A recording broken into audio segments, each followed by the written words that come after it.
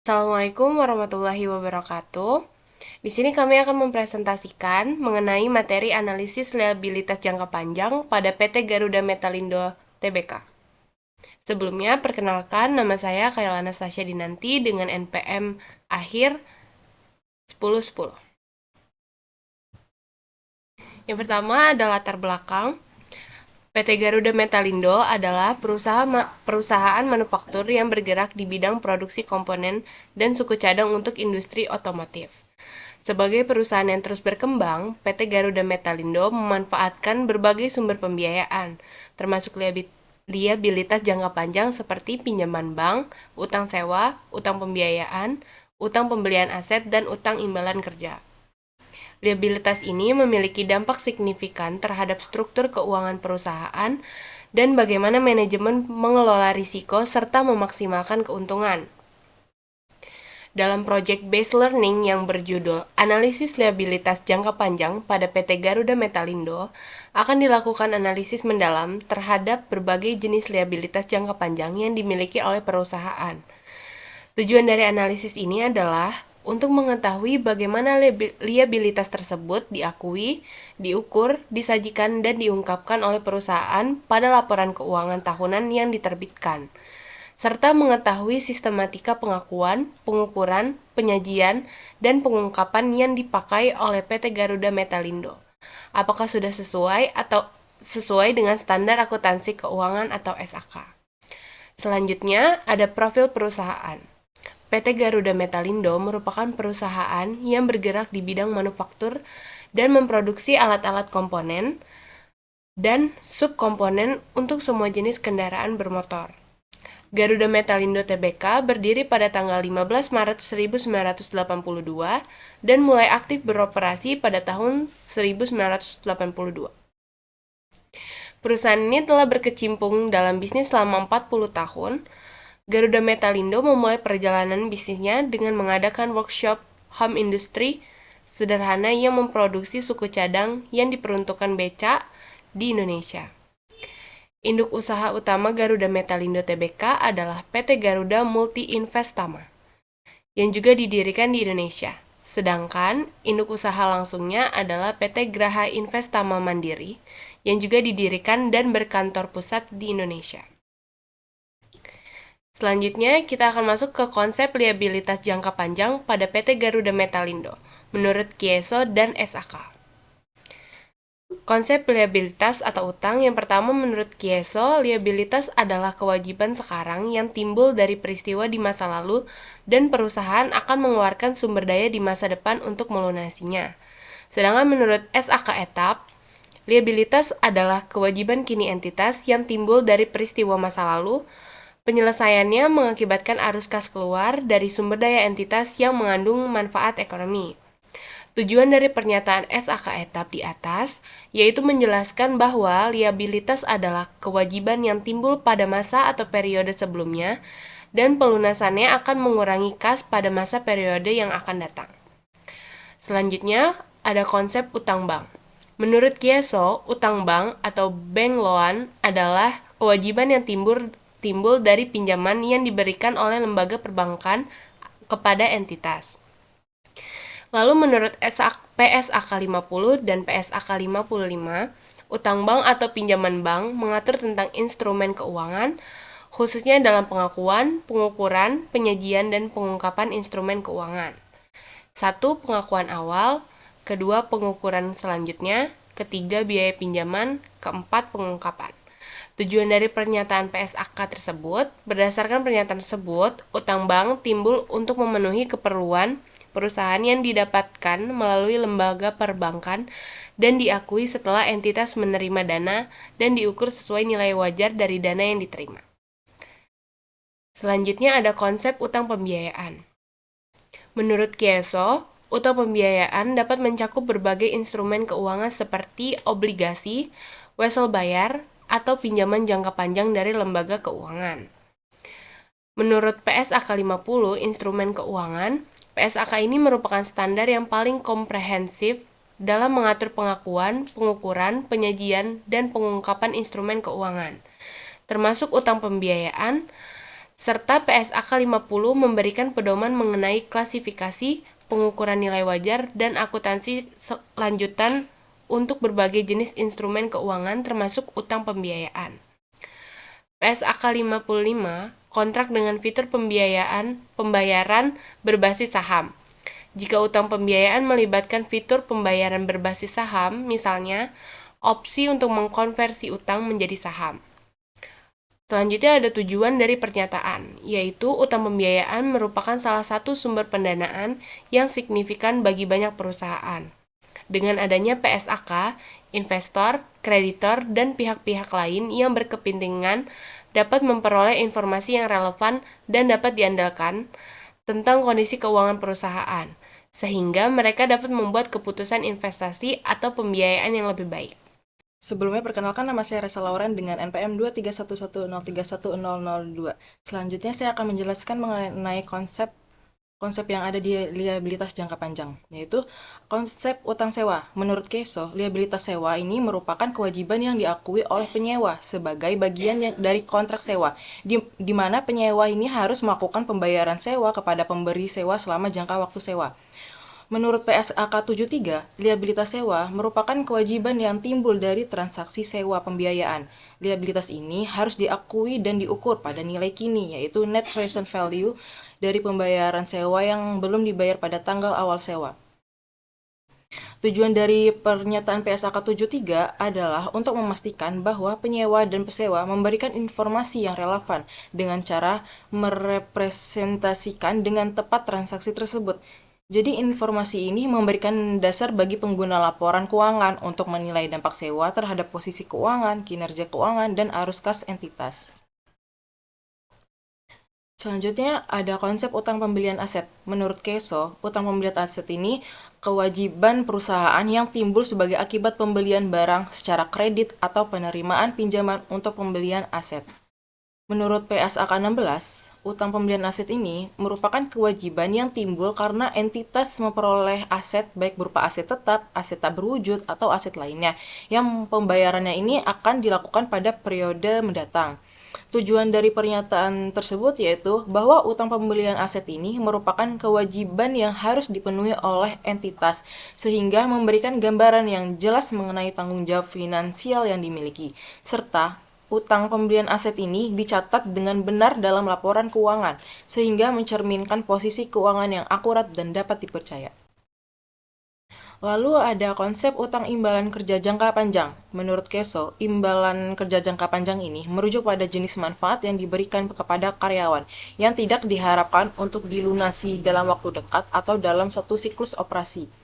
Menurut PSAK 219, imbalan kerja adalah seluruh bentuk imbalan yang diberikan entitas dalam pertukaran atas jasa yang diberikan oleh pekerja atau untuk terminasi kontrak kerja.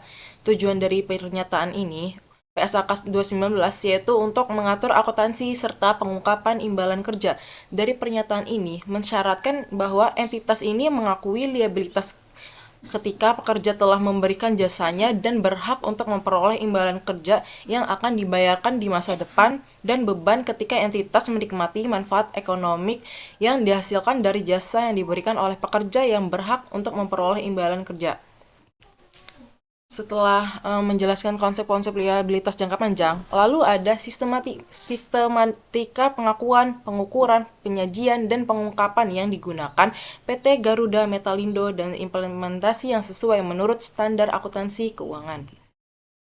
Yang pertama itu ada utang bank.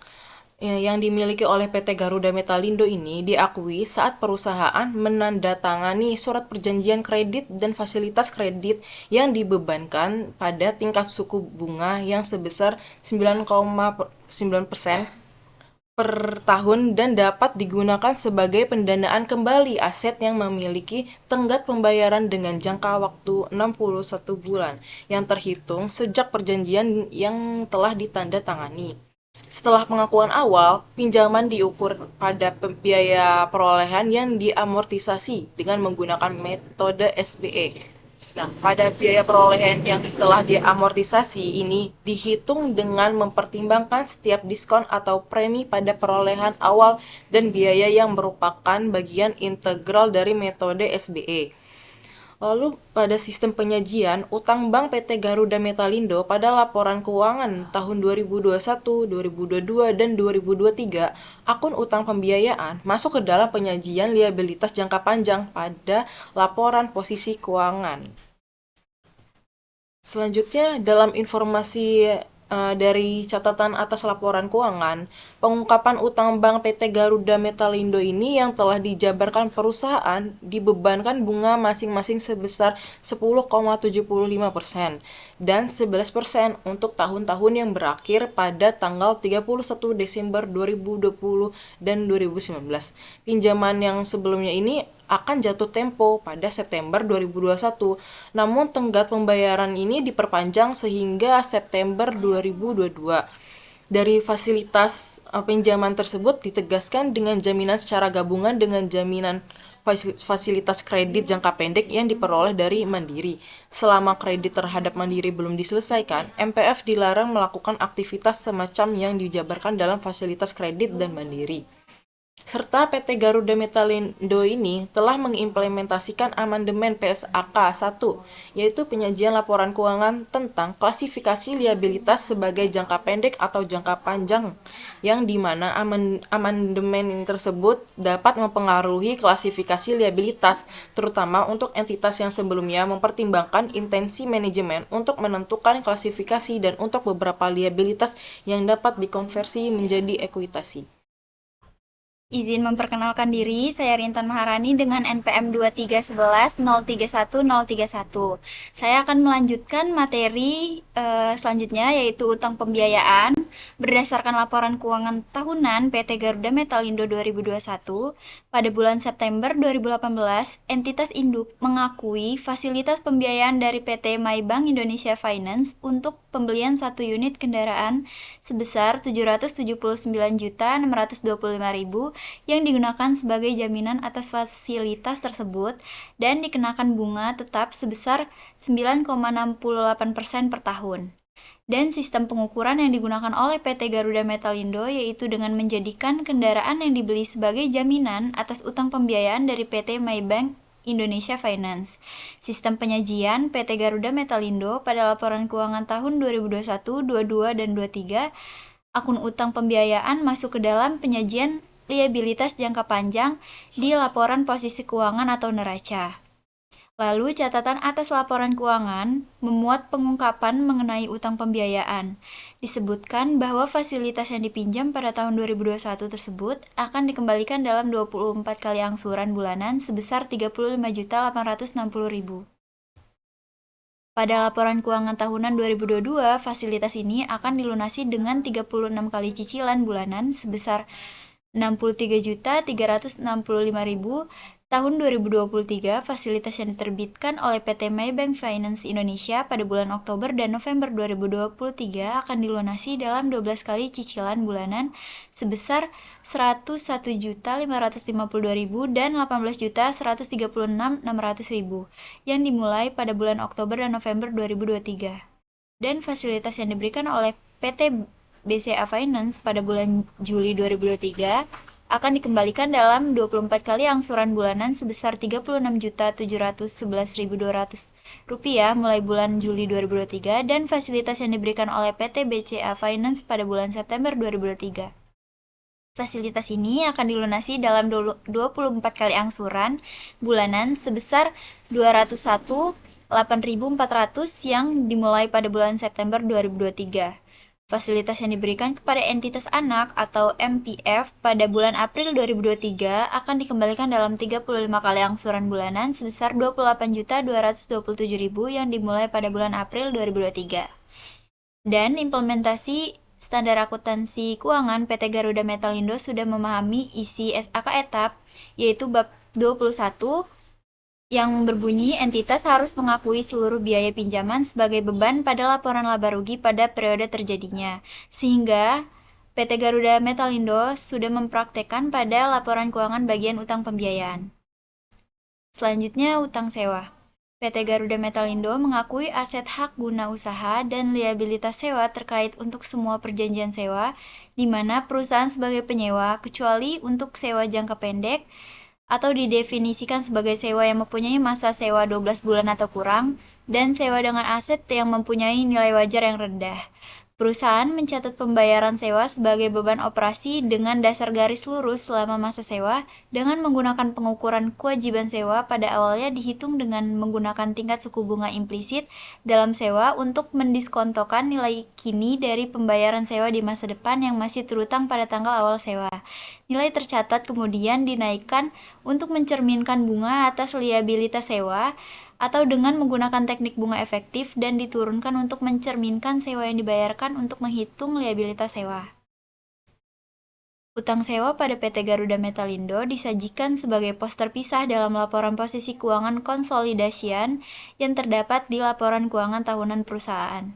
Pengungkapan utang sewa pada PT Garuda Metalindo terdapat pada catatan atas laporan keuangan yang menyatakan bahwa perusahaan memiliki kontrak sewa dengan pihak berelasi PT Graha Investama Mandiri untuk bangunan yang digunakan dalam kegiatan operasional. Jangka waktu sewa bangunan berkisar antara 3-10 tahun. Nilai tercatat aset hak guna usaha yang diakui dan perubahannya selama periode berjalan. Rata-rata tertimbang tingkat suku bunga pinjaman yang diterapkan perusahaan adalah 6,68 sampai 6,77%. Tingkat kenaikan rata-rata tertimbang tingkat suku bunga pinjaman perusahaan adalah 8%. Analisis jatuh tempo sewa telah diungkapkan.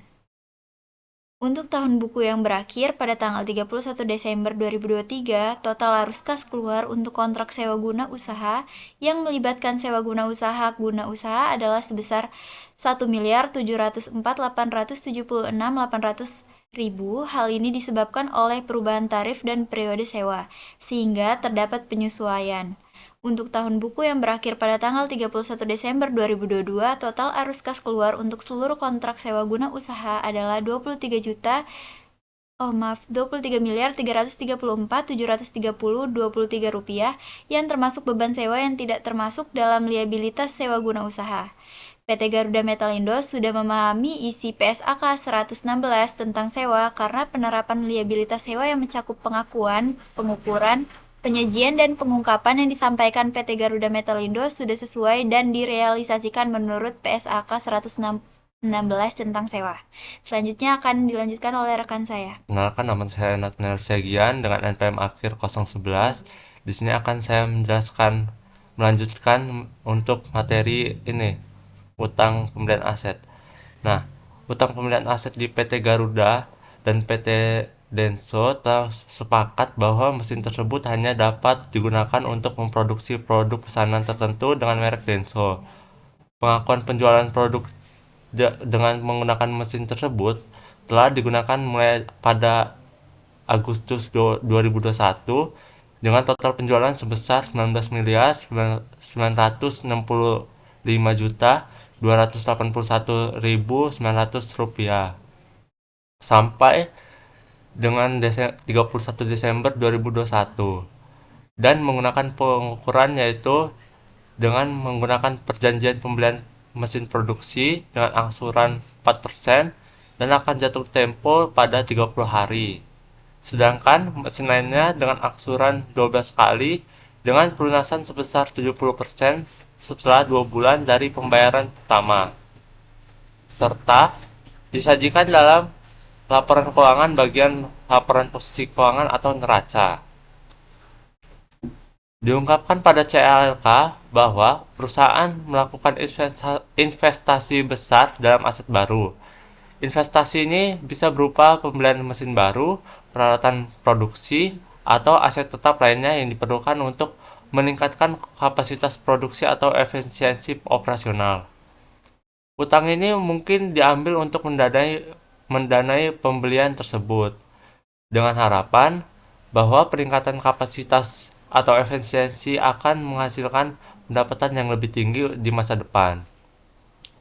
Untuk implementasi SAK, utang pembelian aset, perusahaan sudah menerapkannya sesuai dengan yang tertera di PSAK 223, yaitu jika entitas meminjam dana secara spesifik untuk tujuan memperoleh aset atau klasifikasian, maka entitas menentukan jumlah biaya pinjaman yang dapat dikapitalisasikan sebesar biaya pinjaman aktual yang terjadi selama periode dikurang penghasilan investasi atas investasi sementara dari pinjaman tersebut.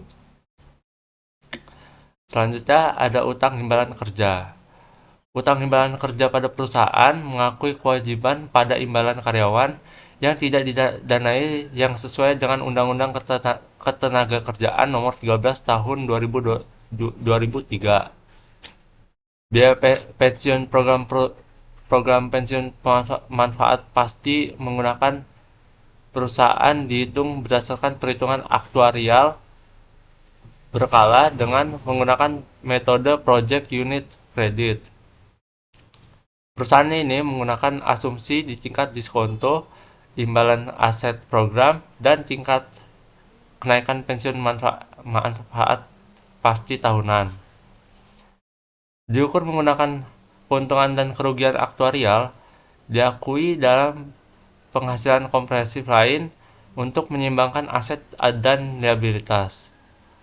Pengukuran kembali pada penghasilan komprehensif lain segera dimasukkan ke dalam laba ditahan dan tidak diklasifikasikan ke dalam laba rugi. Utang imbalan kerja disajikan pada laporan posisi keuangan yang terdapat pada laporan keuangan tahunan perusahaan. Pengungkapan atas utang imbalan kerja pada CALK, perusahaan memberikan imbalan untuk karyawannya yang telah mencapai usia pensiun yaitu 55 tahun sesuai dengan Undang-Undang Ketenagakerjaan Nomor 13 Tahun 2003. Tanggal 25 Maret 2023 lebih tepatnya. Perusahaan mencatat penyisihan imbalan kerja paksa kerja karyawan berdasarkan perhitungan yang dilakukan oleh kantor konsultan aktuaria Yudi dan rekan. Dalam laporannya, masing-masing entitas anak dan telah menunjukkan kapasitas untuk mengelola rata-rata tertimbang secara efektif dan melakukan modifikasi untuk menjamin keberlanjutan dan efisiensi operasional. Adapun implementasi dari utang imbalan kerja yang sudah sesuai dengan PSAK 219, yaitu entitas mengakui kewajiban untuk imbalan kerja jangka panjang lainnya yang diukur pada total nilai neto dari jumlah dalam laba rugi. Jadi kesimpulannya dari materi ini yaitu dengan penerapan yang sesuai dengan standar akuntansi atau SAK Indonesia, PT Garuda Metalindo Tbk telah menunjukkan komitmen yang kuat dalam pengelolaan kewajiban jangka panjangnya. Laporan keuangan konsolidasi PT Garuda Metalindo Tbk disusun dan disajikan sesuai dengan SAK yang mencakup berbagai standar akuntansi terkait. Hal ini menggambarkan betapa akuntabel dan transparannya perusahaan dalam pelaporan keuangannya.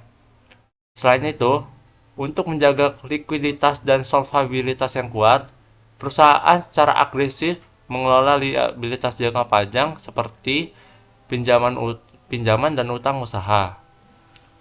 Analisis liabilitas menunjukkan bahwa perusahaan memiliki struktur utang yang sehat yang mendukung ekspansi dan pertumbuhan bisnis yang berkelanjutan. Sekian dari materi kami. Terima kasih.